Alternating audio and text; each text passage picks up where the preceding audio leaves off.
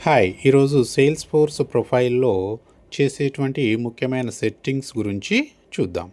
So, app permissions. ఈ app permission ద్వారా మనం ఏంటంటే యూజర్‌కి ఆహ్, ఏ యాప్స్ కనిపించాలో, ఏవి కనిపించకూడదో సెట్ చేయవచ్చు. అదేవిధంగా ఆబ్జెక్ట్ పర్మిషన్స్. యూజర్‌కి ఏ ఆబ్జెక్ట్‌లో read, create, edit, delete, rights ఇవ్వాలి అని డిసైడ్ చేస్తుంది.